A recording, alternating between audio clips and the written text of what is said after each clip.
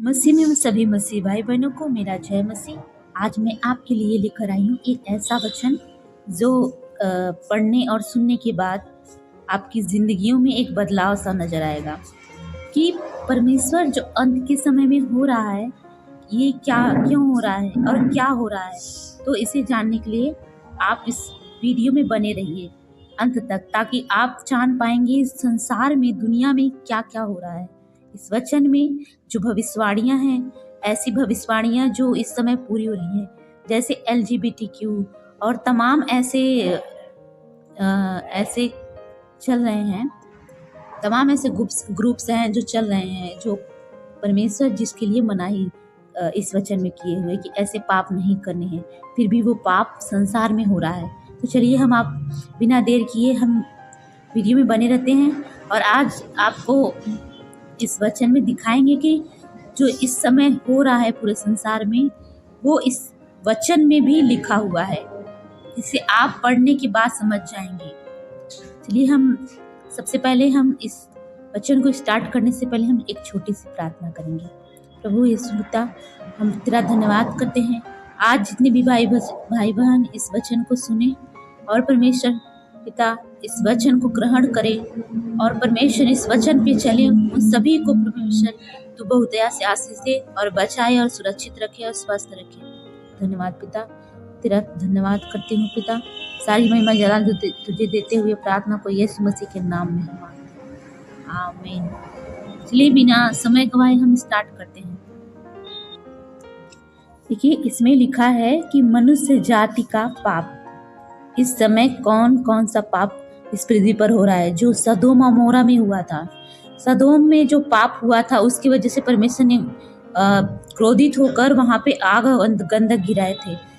उस सदोम और मोरा की दशा इस समय में इस संसार में हो रहा है। वो एक नगर में था और वही पाप पूरे संसार में फैल चुका है। तो इस संसार का क्या दशा होगा, देखिए चलिए हम देखते हैं। मनुष्य जाति का पाप। परमेश्वर का क्रोध तो उन लोगों की सब अविभक्ति और अधर्म पर स्वर्ग से प्रकट होता है जो सत्य को अधर्म से दबाए रहते हैं, इसलिए कि परमेश्वर के विषय का ज्ञान उनके मनों में प्रकट है, क्योंकि परमेश्वर ने उन पर प्रकट किया। हालेलुया। देखिए, इसमें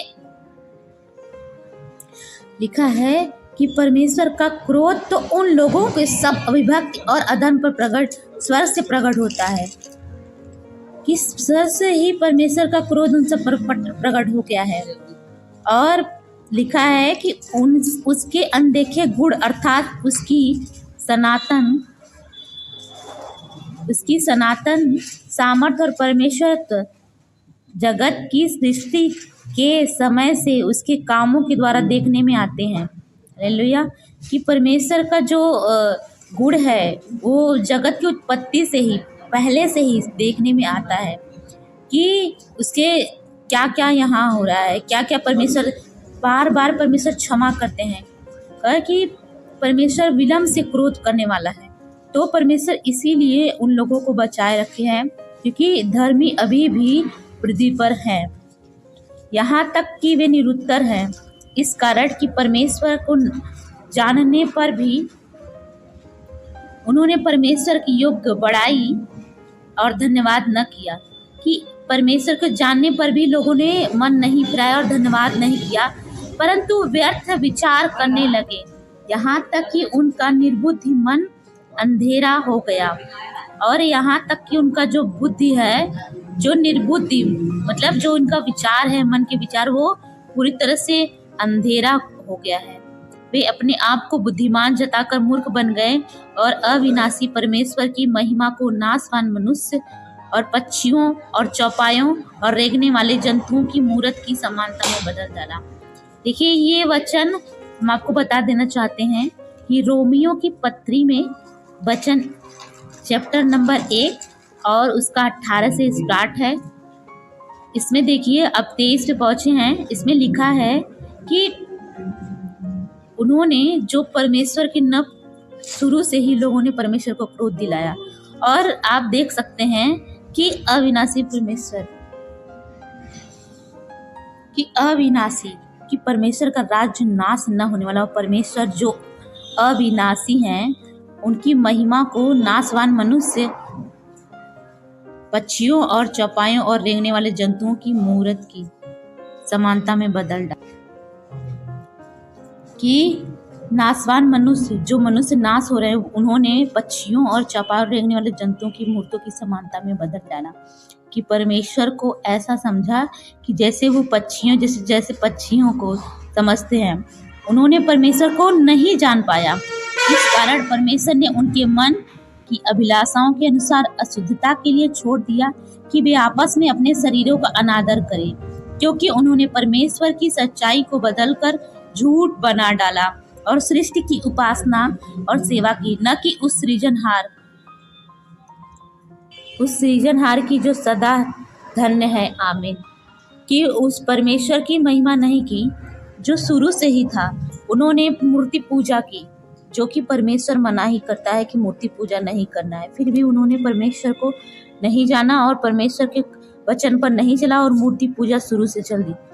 देखिए, स्टार्टिंग में पहले जब वो लोग मिस्र गए, मिस्र से परमेश्वर ने उनको निकाला, उसके बाद फिर उन्होंने पाप किया। फिर देवी देवताओं में जब परमेश्वर ने कनान में पहुंचाया, उसके बाद भी उन लोग मूर्ति पूजा करते रहे। और उसके बाद राजाओं ने, उनके बाद उनकी पीढ़ियों ने बराबर लगातार पाप करते रहे, मूर्ति पूजा और बड़े बड़े मतलब पहाड़ों पर भेंट चढ़ाना, ये सब होता रहा। तो परमेश्वर क्रोधित होते रहे। इसीलिए परमेश्वर ने ये बात शुरू से कही थी कि इसलिए परमेश्वर ने उन्हें नीच कामनाओं के वश में छोड़ दिया, यहाँ तक कि उनकी स्त्रियों ने भी स्वाभाविक व्यवहार को उससे जो स्वभाव के विरुद्ध है बदल डाला। वैसे ही पुरुष भी स्त्रियों के साथ स्वाभाविक व्यवहार छोड़कर आपस में कामतुर होकर जलने लगे, और पुरुषों ने पुरुषों के साथ निर्लज्ज काम करके अपने भ्रम का ठीक फल पाया। देखिए, इसमें कहा गया है कि वैसे जैसे स्त्रियों ने स्त्रियों के साथ गलत काम किया, पाप किया, पुरुषों ने पुरुषों के साथ गलत काम किया। ये देखिए बहुत घिनौना पाप है जो सदोम अमोरा के लोगों ने किया था। तो परमेश्वर ने देखा कि वहाँ पाप बढ़ गया है, तो परमेश्वर ने अब्राहम से कहा कि अपने भांजे लूत को निकालने के बाद मतलब अब्राहम ने उनसे प्रभु से प्रार्थना की और परमेश्वर ने लूत को निकाला। उसके बाद वहाँ आग और गंधक गिराया और उस पूरे नगर को परमेश्वर ने भस्म कर दिया। तो ठीक सोचिए, जो पाप एक नगर तक सीमित था, अब वो पाप पूरे संसार में फैल गया है, तो इस संसार की दशा क्या होगी। अब देखना ये है, क्योंकि परमेश्वर के वचन में भी ये कहता है, भविष्यवाणियां कहती हैं कि अंत के समय में आग और गंधक गिराया जाएगा। जब धर्मी लोग स्वर्ग चले जाएंगे। परमेश्वर के लोग जब तक पृथ्वी पर, तब तक ये पृथ्वी टिकी हुई है। जैसे ही परमेश्वर के लोग तुरहियों के साथ उड़ जाएंगे, वैसे ही इस संसार का, इस पृथ्वी का नाश हो जाएगा। ये वचन कहता है। इसके बाद मैं आपको उस वचन को भी दिखाऊंगी जो वचन में लिखा गया है। और आप इस वीडियो के स्किप मत कीजिएगा, लगातार देखते रहिए, क्योंकि ये वचन आपके जीवन को बढ़ा सकता है और आपके जीवन को, अगर जो पाप में है, उससे आपको बचा सकता है। कि ऐसे ऐसे काम करने वाले लोगों से परमेश्वर नफरत करता है, प्रेम कभी नहीं कर सकता। हालेलुया। अगर आप इस पाप में जी रहे हैं तो आप अभी मन फिराइए और परमेश्वर में आ जाइए, ताकि परमेश्वर आपको भी बचाए, आपके द्वारा बहुत से लोगों को भी बचाए। हालेलुया। चलिए हम आगे बढ़ते हैं। लिखा है, जब उन्होंने परमेश्वर को पहचानना न चाहा, तो परमेश्वर ने भी उन्हें उनके निकम्मे मन पर छोड़ दिया कि अनुचित काम करें। इसलिए वे सब प्रकार के अधर्म, दुष्टता और लोभ और बैर भाव से भर गए, और डाह और हत्या और झगड़ा और छल और ईर्ष्या से भरपूर हो गए, और चुगलखोर, बदनाम करने वाले, परमेश्वर से घृणा करने वाले, दूसरों का अनादर करने वाले, अभिमानी, डींग मार, बुरी बातों के बनाने वाले, माता पिता की आज्ञा न मानने वाले, निर्बुद्धि, विश्वासघाती, माया रहित और निर्दयी हो गए। वे तो परमेश्वर की यह विधि जानते हैं कि ऐसे ऐसे काम करने वाले मृत्यु के दंड के योग्य हैं, तो भी न केवल अपने ही ऐसे काम करते हैं वरन करने वालों से प्रसन्न भी होते हैं। देखिए, ये पूरा वचन कह रहा है कि ऐसे ऐसे काम करने वालों से प्रभु कभी प्रसन्न नहीं होता है, कभी भी परमेश्वर उनको क्षमा नहीं करेगा। अगर आप में कोई भाई बहन या आसपास आपके कोई भी इस पाप में जी रहा है, तो उसको इन गलतियों से बचाइए और उन्हें परमेश्वर में लेके आइए, ताकि आपके द्वारा एक रूह बचाई जाए। हालेलुया। और आगे लिखा है कि परमेश्वर का न्याय, अतः हे दोष लगाने वाले, तू कोई क्यों न हो, तू निरुत्तर है, क्योंकि जिस बात में तू दूसरे पर दोष लगाता है उसी बात में अपने आप को भी दोषी ठहराता है, इसलिए कि तू जो दोष लगाता है स्वयं ही वह काम करता है। हम जानते हैं कि ऐसे ऐसे काम करने वालों पर परमेश्वर की ओर से ठीक ठीक दंड की आज्ञा होती है। देखिए, ठीक ठीक दंड की आज्ञा होती है। हे मनुष्य, तू जो ऐसे ऐसे काम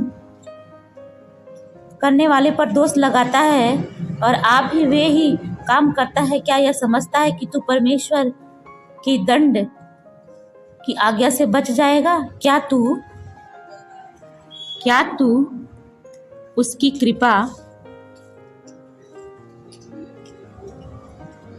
कृपा और सहनशीलता और धीरज रूपी धन को तुच्छ जानता है? क्या यह नहीं समझता कि परमेश्वर की कृपा तुझे मन फिराव को सिखाती है, पर तू अपनी कठोरता और हठीले मन के कारण उसके क्रोध के दिन के लिए, जिसमें परमेश्वर की न्याय सच्चा प्रकट होगा, अपने लिए क्रोध कमा रहा है। वह हर एक को उसके कामों के अनुसार बदला देगा, और जो सुकर्म में स्थिर रहकर महिमा और आदर और अमरत्व की खोज में, उन्हें वह अनंत जीवन देगा। पर जो विवादी हैं और सत्य को नहीं मानते वरन अधर्म को मानते हैं, उन पर क्रोध और कोप पड़ेगा और क्लेश और संकट हर एक मनुष्य के प्राण पर जो बुरा करता आएगा, पहले यहूदी फिर यूनानी, परंतु महिमा आदर और कल्याण हर एक को मिलेगा जो भला करता है, पहले यहूदी को फिर यूनानी को, क्योंकि परमेश्वर किसी का पक्षपात नहीं करता।